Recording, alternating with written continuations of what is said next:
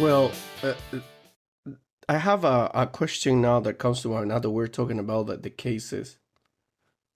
Why is it adin and atnu? Atnu, adin, isn't it the same? Uh, Same meaning, but Is these words are different genders. In, besides cases, we also have genders. And let's say, I think Spanish, yeah, there are two, right? Two genders, yeah. feminine and masculine. In Russian, there are three, feminine, masculine, and neutral. So adnu might be neutral? Adnu is feminine. Yeah, feminine. Yeah. And what's another one? Adim? Adin, yeah. Masculine. Yeah. Okay. And Adin, different masculine, cases. adnu, okay. Mhm. It is actually, this one belongs to the cases, right? It is. So that different genders and different cases. Adin Got it. is the first one, and adnu, possessive case. Wow. Interesting. Yeah. If you are focusing on grammar like that, like trying to figure out in a theory how it works, Yeah. I think that's the way to, when you just start panicking, Mhm. feeling confused, and not willing to continue. That's true. Yeah. Definitely, definitely. So I'm just gonna do like Eddie. I'm just gonna turn around and leave. Thank you. So here's it. I want to put your experience now here on the table.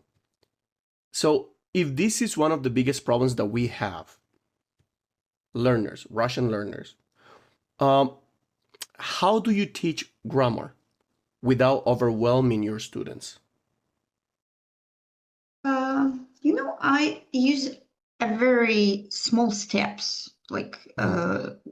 super super simple, not to overwhelm the students. For example, as we mentioned before, there are six cases, three genders. So, and I'm trying like to put, just a small piece of information which sounds similar. For example, same ending. Yeah. Mhm. Я люблю пиццу, which means I like pizza, right? Yeah. And if there are some words with the same ending u, Mhm. пиццу, клубнику, so I combine those sentences together and we are learning just this part. Mm. And next step will be the group of the words with another ending. And students just learn it and without thinking like why here ooh and there so they are True. not questioning themselves. They know how to say like pizza, they know how to say I like apples, and they are not asking themselves. So they already have this uh, ready pattern in their mind, so they don't start like this chain. Okay, so what's the first word, what's the case, what's the ending, what's the exception? They don't have that. They have a ready pattern and they just say it. That's it. Yeah. Got it. So super small part of information Mhm. with its similar endings or maybe something else, like depends on the topic. And just step by step, we're learning the concept, not this very complex grammar rule with a lot of exceptions from Yeah. this rule. Exactly. I remember when I was taking this B2 exam in Russian. Oh, how was it? Horrible. I didn't do it. I'm sorry. And I didn't have more time to keep studying, but I was like, no, that's it. That was too hard. I didn't get it. It's too hard. Too hard. B2 was too hard. I think if someone gets C1, that person is the top. I remember even my Russian students used to tell me, Mike, Russian is so difficult. We don't even understand it. It's like, and okay. which is true, yeah. And the And same, sometimes what part of Russia are you from, by the way? I'm saying I'm from the coldest part of Russia. I'm from Siberia, Oh, Novosibirsk. gee. Yeah, Novosibirsk city. Novosibirsk. Yeah, so that's the third biggest city in Russia, Hmm. and yeah, this place is really cold, like really cold. Like to Yes, understand that's like could be minus 40, 45 easily. Celsius, yeah, in winter. And the average temperature in winter is 30 minus 30 degrees, which is okay for Siberian people. They're happy with that. They are. Yeah, I remember clearly that it was 0 degrees. Yeah, it was 0, and wearing. Everybody were over there wearing t-shirts, and I'm like, yeah, it's Yeah. summer. I'm like, this is summer, okay, fair Yeah, enough. we have that rule if the temperature just falls. Um, can't remember exactly. I think below 35. So children, young children, like 5, 6, 7 years old, they don't go to school because Yeah, that's too cold. They don't go to school, but they go outside to play with friends. Yeah, and they're super happy and because they don't have to go to school. oh, I would be happy to. Definitely. With such a load of homeworks and classwork and all that, definitely I would be happy. Yeah. But it's super good. I mean, I'm asking you about this now because I experienced like some maybe accents, let's say, comparing a little bit the Moscow accent maybe with the one from Kazan and the one from um, Bashkortostan, the area of Neftekamsk, that area. I think it changes a little bit. Am I wrong, or my ear was cheating on me? For me, that's really difficult to identify what part of Russia the person Hmm. is. I think this Moscow accent could be recognizable because the way they are pronouncing words is like a song, they're like not speaking but singing. Oh, They have that special thing, like could be recognizable. But this Bashkortostan and Kazan and other parts of the Udmurtia. Russia, Udmurtia, mm, difficult to say. So Difficult to say. yeah, Got it. would be a slight accent, but Mhm. doesn't mean that all of the people have that accent. Yeah. All right. Yeah, Good. so Yeah. in when I was traveling, people could say that I'm from Siberia, which is for me just I cannot understand why. But they say, yeah, Siberian people they also have that accent, and they tend to pronounce words a bit fast. So Mm. yeah, faster than Moscow people from Moscow. Mm. But That's yeah. pretty interesting. Yeah, I I was didn't know. talking about that with my husband. Like, so Spanish is Spanish, yeah. It's not like Chinese language with different local languages. So sometimes they don't understand each other. But Russian is Russian, Spanish is Spanish. And I was asking him, like, and can you recognize where the person is, like, from Spain, from Chile, from Peru? And he said, yeah, it is possible to Yes. say, like, if you hear the way they're using the words they're using and the way they are speaking, yeah, it is possible to say that. But in Russian it's not that easy. Yeah, I think so. Yeah, but I'm asking you this because I get pretty curious about this accent because I know some of this town for sure they have their own accent there, you know. But that's why I'm asking you because I think Russian is pretty similar to Spanish and it's pretty easy to recognize or to tell some accents. That's why. Uh, it's like, for example, Russian from Russia and the Russian language from Ukraine. So we have the case of, and I remember because I have a very, very good friend, Alexei. Well, Mhm. he said, like, in Russian, we have geografia, something like it. Mm. But in Ukraine, people say geografia. Like the G, it's softer. It's like, Right. so those differences, right? Yeah. And you know, in some Russian cities, they also have that. They tend to use the h instead of like very hard g. Mhm. They also do that. Yeah. That's very, very fun and interesting actually to learn. And now that you're teaching in China, Chinese students to learn, helping them to speak Russian, uh, are there any specific advantages Chinese students have? I would say they are really hardworking. That's the event. Okay. Yeah. And what about in terms of the language? Like maybe some similarities there, like that help them to achieve one part faster than other or something? Uh, that's difficult to find any similarities.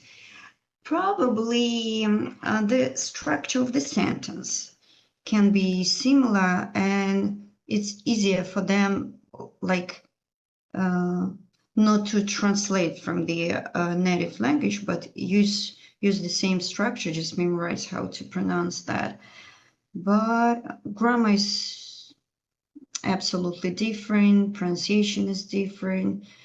Yeah, so I think the It's advantage is, yeah, they're willing to work to learn, and they really hardworking. And definitely. yeah, Yeah. Well, let's put them in that. Let's give this one to them. Yes, they're really hard workers. Really hardworking people. I mean, they really true. do it, and every Mhm. time they actually just want to do it, they do it. That's the goal. Let's do it. That's true. Now for sure there might be some Chinese students or maybe some other student worldwide listening to us. I would like to ask you for some practical strategies. So, and if somebody would like to actually get your classes or something, they can actually contact you or something like it. So, let's start with these strategies. What are three things a beginner should do in the first 30 days? Number one, and I think that's the most important thing. Start speaking immediately, even if it's just "Привет, как дела?" Just do it. So number two, even not to try to do that alone. Find a mentor, and I'm not talking find a teacher. It doesn't necessarily needs to be a formal teacher. It could be a friend who speaks Russian. It could be even a Russian speaking community. But try to find someone who guide you, who helps you, who supports you, who corrects you in the situation when it really needs. So that's number two. And number three, I'd say focus on consistency. Learn 5 minutes, but every day instead of like learning 2 hours, but just once a day and just leave. Language needs contact. You need to use it every single day. That's how you, number one, build proficiency and confidence. Definitely. One I think that's one of the strategies we need to apply in all the languages. Those are Yeah. pretty basic, I think. For any language, if you want to learn it, you gotta, I mean, be consistent. Keep that, keep it up and go for it. That's true. And yeah, speak a little bit at least. Yeah. I totally forgot most of the things that I've actually learned, but I try by reading or just Even listening. don't try to Sometimes I be. listened, yeah. I listened Mhm. Putin, Vladimir Oh. Putin speak in Mm. Russian. I think it's very clear when he speak. That's why Yeah. I listen to him. Super clear. I think it's like Capture live precious moments in stunning details with our professional cameras. Unleash your creativity and preserve memories like never before. Visit us now at frameflowcn.com. like a very standard accent, or I don't know, very standard, very soft, Is very well yeah. pronounced. Well pronounced. He's using really good structured Russian language. He's very clear to express the ideas he wants to express. So that's the really good way to learn classical Russian Yeah. language. Yeah, if you want to sound uh, really good. Yeah, I think Yeah, I actually like that's it. I the like way. it. I like the Russian language, how it sounds. It sounds really powerful. It sounds like, you know, I'm coming. I'm here. Listen to me. It's Yeah, power. there are many comedians who are talking about Russian language. Like, if you're somewhere in New York street, you just imitate Russian accent. It sounds really dangerous. I don't actually think uh it's like dangerous, but that's the media stuff. But the first time I actually just went to Russia, and I remember the person one time it was one person on the street just coming. He was like all like this, like very mean. I was like, that guy's gonna hit me or something. And he's like, like how's it? T T Amerikansky? Yeah, yeah, Amerikansky. Ah, как дела? And I'm like, calm down, chill, chill. Хорошо, хорошо. Yeah. That's it. Another thing about Russian language, we are very straight. We're Yeah. going straight to the point, like immediately. We don't have that small talk. So, but we are Yes. polite. We're super polite. No, We're friendly definitely. and polite. Yeah. But our language works like that. So if you want to say something, you straight directly. If you want to ask, you straight directly. We don't have that. Oh, do you mind if I ask you? No, just ask. Yeah.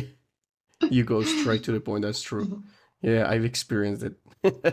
So that's another one, and another strategy that you can help our audience today.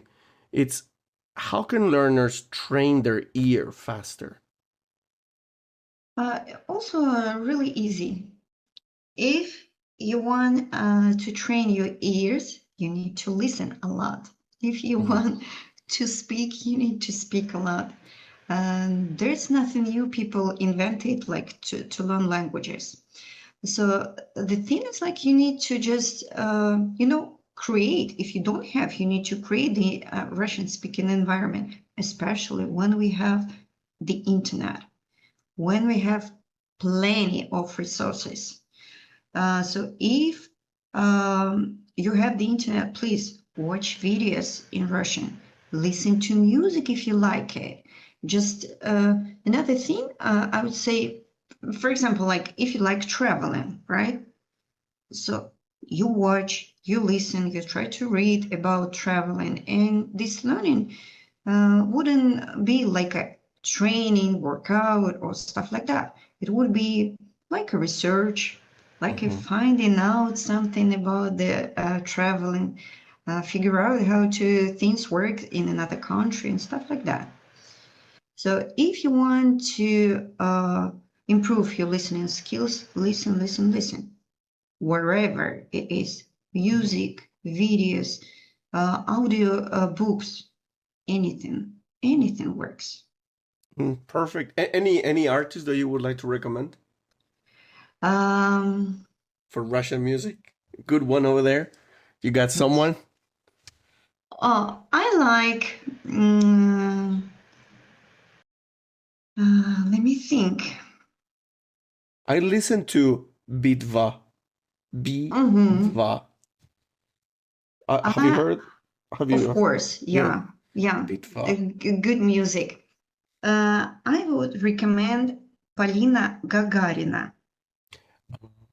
Yes. Chinese people may know her because, Polina. yeah, Polina Gagarina. Um, she's looking good.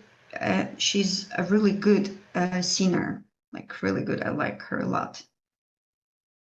It's So, easy to understand. It's very soft. The music is go slow, like a kind of a romantic or like a ballad or something. she has different Oh, different. songs, and I think if you have a goal like to improve your listening skills, I think you will find a way to listen. You'll find songs that it's easy for you to understand and catch the words and the meaning, or you can find lyrics on the internet Yeah. and just read and listen at the same time, which is also good way to train your ears. Yeah. And what about a movie? Any good movie? Soviet Soviet movies made Soviet. in USSR, and I explain why. Wow. Yeah. So you I know thought we you were have. joking. Okay. No, Go no, ahead. I'm not joking. So for learners, that's really good source of like training, listening skills, and maybe memorize some sentences or expressions from those movies, because those times were the time when these movies were under these very strict rules. They were not allowed to talk about alcohol, tobacco, or stuff like that. So that's very pure Russian language there. Mhm. And they sound Got so it. natural. They sound so correct. They sound like, Poetic. yeah, poetic, yeah. So, and I think, and that's another way to find out something about history, because Russia also has a very rich history. Huge, beautiful Yeah. history. Yeah, that's true. Well, there's a movie I really like. It's called Mietro. Oh, yeah. Okay. Mietro. I really like that movie.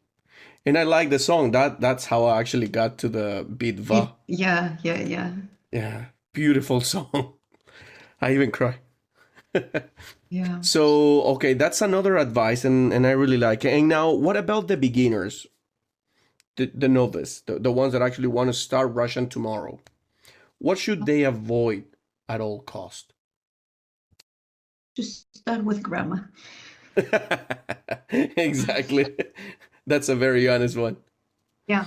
Definitely. Just start simple sentences.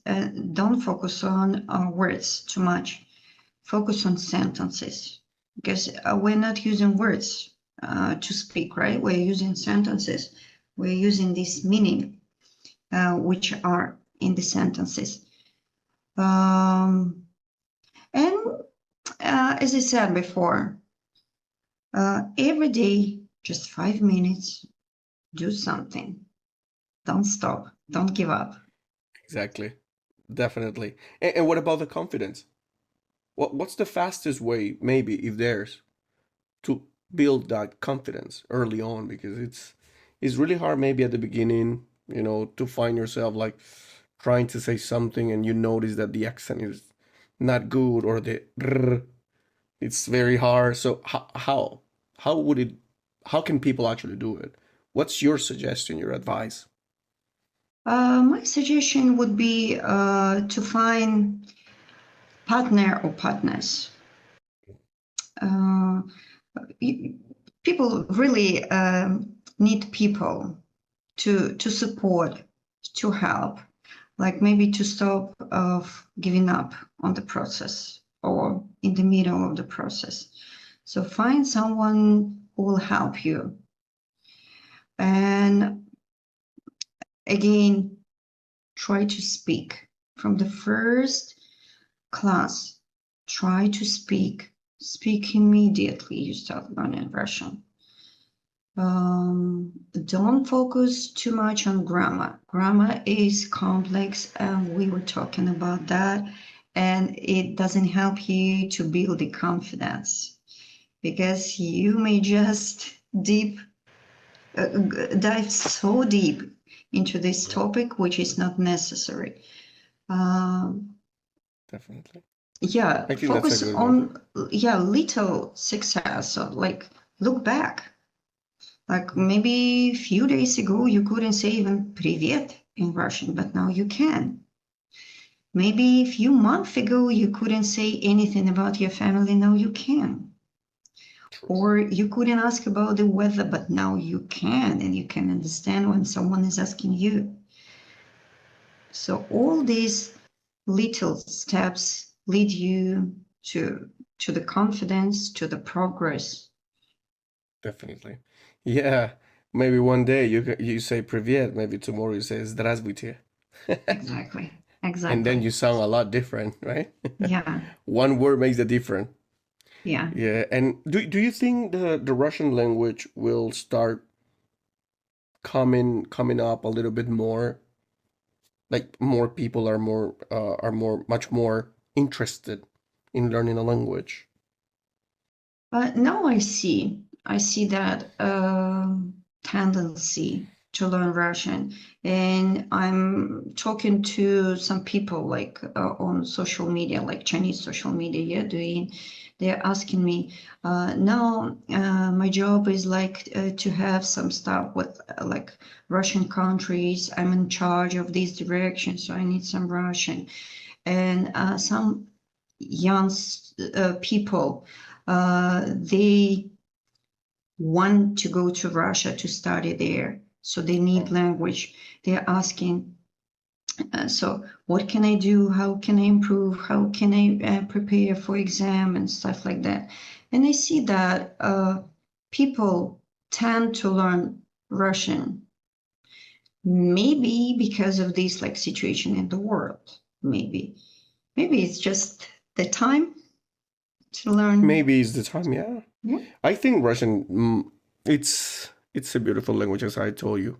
I think Russian is a really good exercise for the mind. It It is. makes you think a lot, It is. just like Chinese, a little bit there. And this one is the reality. Do you think like little by little the Russian language will start like hacking up worldwide? People are more interested, right? Yeah, I think, and it's not because Russian is getting popular, Russian is getting easier, language is changing, and many people want. Russian is always Russian. I think what it can really change is the approach. We learn and we teach. Got it. Yeah, because um, as I can remember from like my student years, we're focusing too much on grammar, on all of these rules, which in fact not were not really necessary. Yeah. And now, yeah, I noticed that teachers more and more they start like using this communication approach, like they're trying to use language, not to learn it, to use Hmm. language. And Definitely. yeah, Well, that's a good one. Hopefully, it can actually just spread more. I'll try to keep learning a little bit for don't myself, a give little up, bit. don't give up. No, I don't want to. At least that B1 needs to stay there because it's too hard to get the B2. But anyway, I think any other time that I would like to have the time, I will do it. I will retake that. So before finishing this wonderful time talking to you and learning a lot more about Russian and the difficulties, strategies, and all that, what's one truth about learning Russian that nobody talks about? Let me think about that.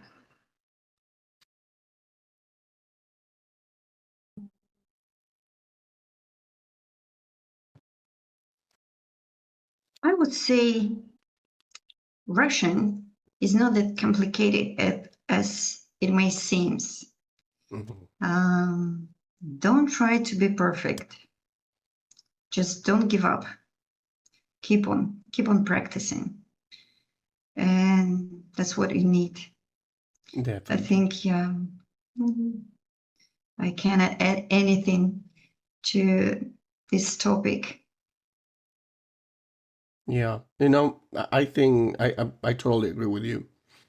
Well, Russian is not that monster that Yeah. most people have actually portrayed it, but it's possible. It's easy if you want. So, how do we, if we've been actually talking about this, but we haven't actually talked how people can connect with you. Would you mind sharing your social media or tell the audience how they can reach you if they would like to learn Russian? Sure. I will share my profile in Xiaohongshu and Douyin, and you can contact me anytime if you have any questions about the course. I'm going to launch soon about the group of practicing speaking Russian practice. So please don't hesitate to contact me anytime. Amazing. So, again, Laura, thank you very much for accepting this invitation, for opening Russian to the world and giving more advice to people who would like to learn it. This language is beautiful. There's no doubt about it. And I think the way that you have actually brought it today, for sure, we will have a lot of students interested in learning. And that's why I wanted you. Who else? There's no other one better than you to tell us how to get there, how to build this relationship with Russian language. So again, thank you very much. I think you're doing a wonderful job, and I hope we can actually have another conversation another day about any other topics about Russian or English or Chinese. Why not? Or even Spanish. Now that your husband speaks Spanish, I want to hear you speaking Spanish as well. Thank you. Thank you So, for having me today. Appreciate that. thank you, Laura. So, until next time, then. Bye bye.